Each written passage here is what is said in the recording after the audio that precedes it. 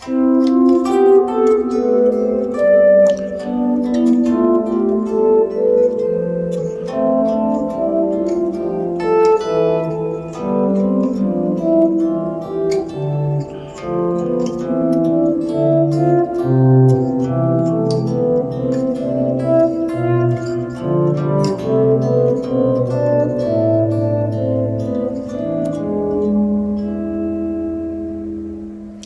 wanted to talk briefly about a kind of line playing that I really enjoy, and I hope if it's new to you that you might enjoy exploring and looking into these things as well.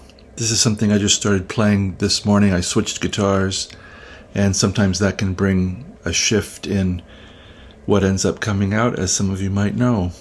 So this is just, it's a sequence.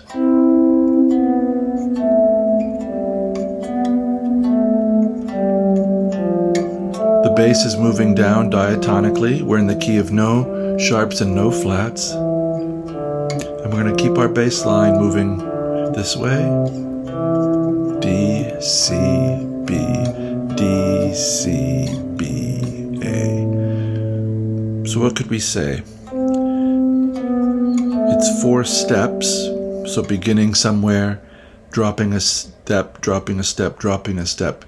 Now, depending on where we are in the scale, that's either going to be a half step or a whole step. That's where knowing some of the theoretical things come in. You can also use your ear, but knowing is great if you can see the notes on the board, and this exercise reinforces that as well, because we have to be once we come down, we have to be able to come back up to the one that we are next going to start. So this little line,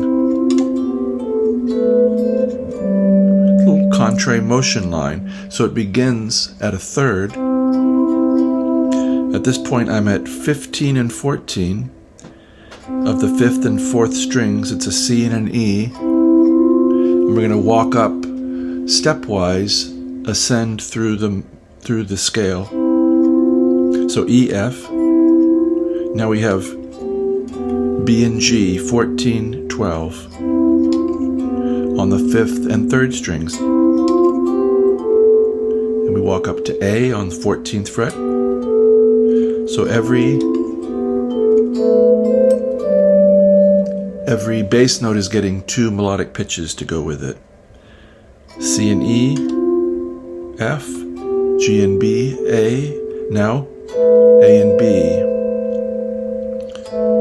A and B and C at 12, 12, and 13. And here we reach G and D. I'm going 15th fret. You could also end up here on the 5th and 1st strings at the 10th fret. That's always an option.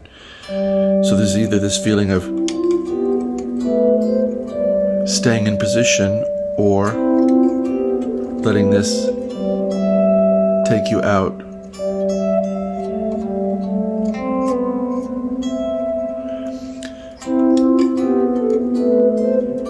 So G and D, 15 and 15. So we started on C, so the next one will be a sequence from D, starting with a third. And I think that's where these exercises and kinds of motifs are really helpful, in as much as we start to intuit how to ascend. So my melody's ascending, but there's a sense in which it looks like I'm going down the board. There.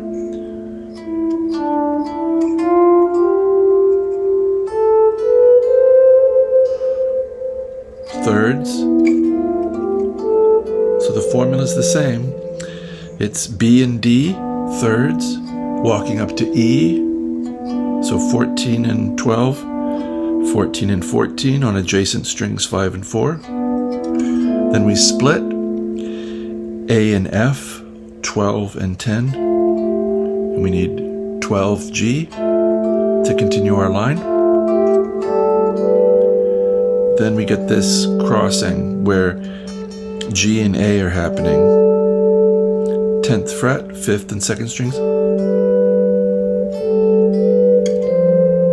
and then we contrary motion out into A, B, C with an F in the bass. This is 13th fret of 6 and 2.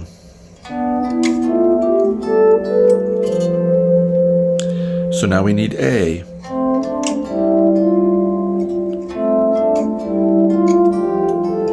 We're going to end up at E and B. So A and C, 12-10. Hope you're getting the hang of this pattern. Walking up, A and C, C to D. Now G and E, 10 and 9 on the broken set, 5th and 3rd strings. Half step to F at the 10th fret. Now together, little bar, 8th fret, F and G. And 12 and 12, E and B.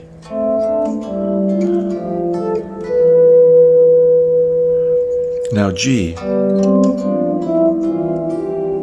think this is the one that got me this morning that I started to play with as it starts to looking like a 5-1. So G and B, 10 and 9, raising up to C. Now broken set, 5 and 3, that's F and D, 8 and 7. With an E.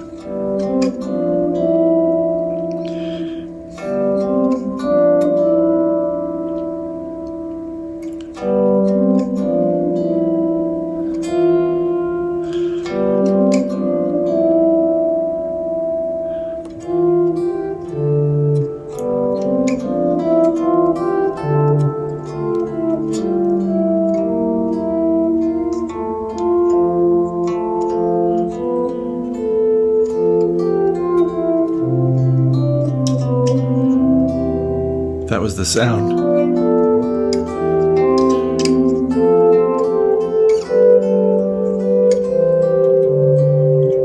That kind of got me into this exercise this morning.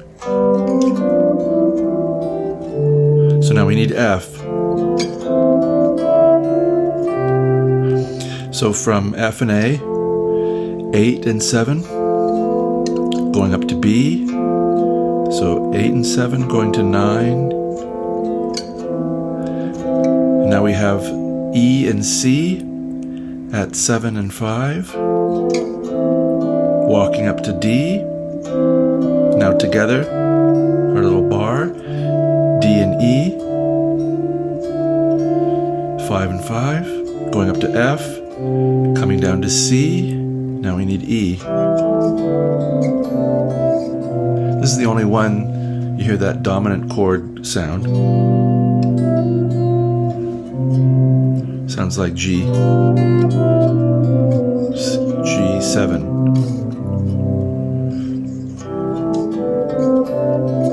So that has an offset kind of a look. Even if we did it down here, it would have that offset. So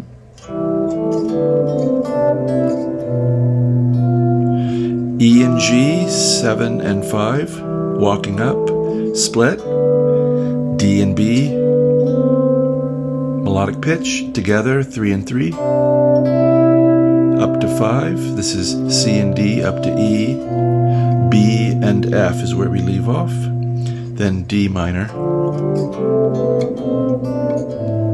and because of guitar neck, that's probably the last one we'll get to, D and F, 5 and 3, 5, bass goes to 3, melody ascends to 2nd fret, A, C and A, C and B.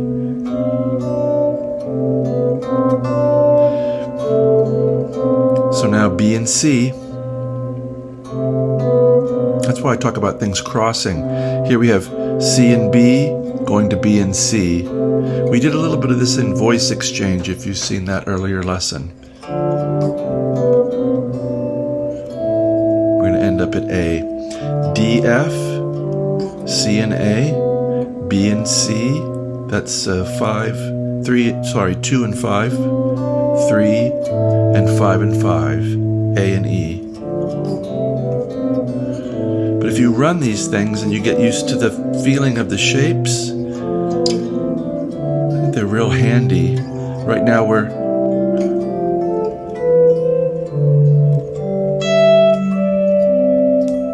not going to a particularly exciting resolution. We're just descending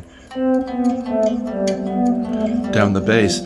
But these little shapes, parts of them can come in use very handy in improvising and trying to make your own lines. So I hope this gives you some ideas, some contrary motion, some stepwise motion, and some collections of intervals that widen out from thirds to sixths to ninths. And then what do we got? An octave and a fifth.